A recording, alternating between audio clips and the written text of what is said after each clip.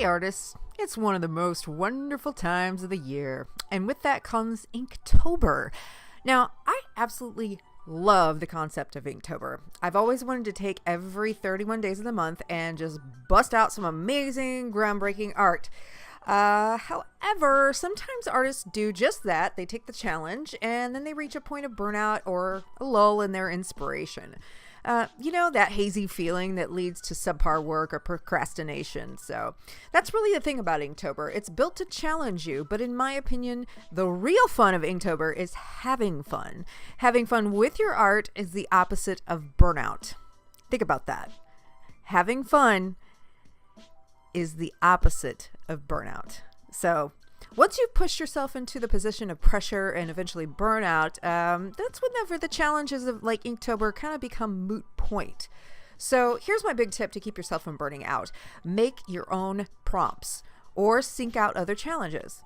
I've seen other themed art challenges that have been inspired by Inktober, such as Witchtober, which seems to have a fun pagan-themed challenge, and myself, I'm a little in touch with my witchiness, so you could even make a prompt list for yourself. You can obviously don't have to do all the 31 days. It's just set up for you to have some fun. So I know I won't be doing the full 31 days of the challenge. Perhaps someday, whenever I have more time and inspiration towards it.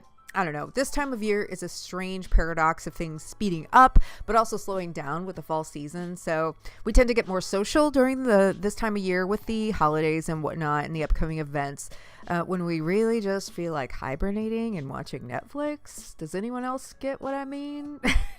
Anyways, I digress. And I don't want to slight anyone involved with Inktober, but I feel like this year's prompts are a little on the weak side. Personally, I find them to be so general and vague that lately not much has been popping into my head with the prompts. But that's not really Inktober's fault though, that's just me. So I personally find the themed ink and art challenges are far more entertaining and fun since they have a more specific theme to them. The fun of making your own prompt list though is that you can make your own rules. So why didn't I think of this back in September before the challenge began? I don't know. So another tip, don't forget, you don't have to stay within the confines of black ink. Actually, I incorporated some Windsor Newton gold ink in my piece for day 8, which was themed star that day.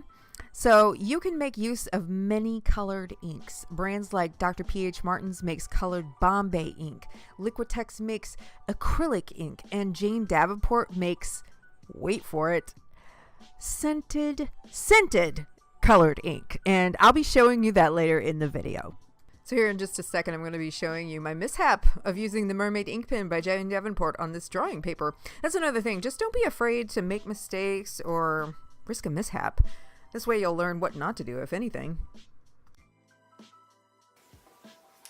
So I was originally going to use the Windsor Newton, which is my favorite gold ink, one of my favorites. Yay! Look how pretty that is.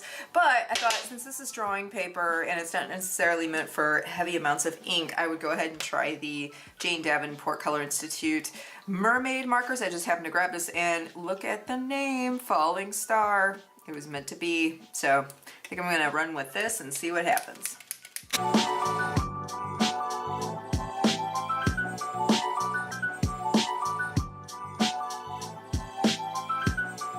Perhaps I'll just go ahead and move forward with that ink because I'm not really liking the results. It could be just the paper. So I'm going to let this dry, come back, and use the Windsor Newton ink. I just want to show you all that so I don't feel like I'm just preaching all of my tips at everyone. I definitely was a participant in making mistakes during the process of creating this beautiful lady. So yeah, I learned, hey, and I keep relearning it, just trust your intuition and go with what feels right, because sometimes your first choice is your best choice. So do yourself a favor and get on Pinterest or Instagram and search out for art challenges. 31-day challenges are even for different months. It doesn't really matter. I know Jane Davenport does something called Mermaid Ink or something like that. I got to search it out. It is for the month of May, which is all themed around mermaids, if that's your thing. If you are a fan of a specific band or artist, a TV show, any kind of fandom in the nerd world, that's an option for creating your own prompt list or searching for existing ones as well. So I had to have that candle right by me, which may not be the safest practice, but it also added for ambiance, and it was pumpkin spice scented, so you know that it created that cozy atmosphere. So what do you think of my star creation? I've been very inspired by fashion and style lately, so I suppose I channeled some of that into it. So I really wanted to add indigo ink in the background and paint the rest of the stars with gold ink. However, this is drawing paper from Blix, and it's really not suitable to hold all of the indigo ink for the background. But what do you think? Should I ink in the rest of the stars with gold? I don't know. What are some of your experiences with Inktober, and what are some of your tips for having a successful experience with Inktober? Please leave a comment below to share yours with us here. I hope you all have found this video useful and entertaining/inspiring for your viewing of it. Please feel free to leave your Instagram name if you've posted some Inktober work already this month. I would love to see it.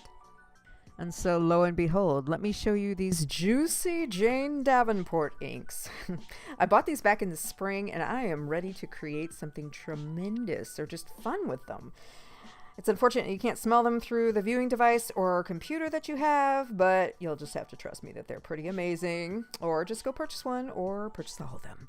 So here is some of my fall decor. Oh my gosh, I get so into fall, and I've never really been that much into fall until I turned about 35. I don't know what happened to me, but I was like, sunflowers and pumpkins and fall colors, and let me put on some orange eyeshadow and some yellow eyeshadow. I don't know. It's just crazy. I keep all of my kind of fall decor in one condensed place here. So I got a little dollar store crazy here with the ghost stories, books of secrets, and that particular candle though is pumpkin apple. It smells so good. Oh my gosh. I got that pumpkin with the glitter on it from Target in the $3 bin.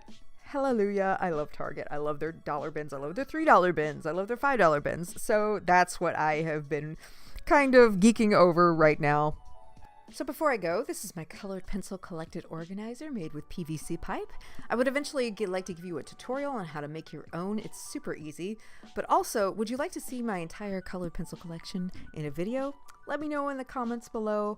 Don't forget to subscribe and turn those notification bells on so that you know whenever I upload every video that is art related. And keep creating, artists.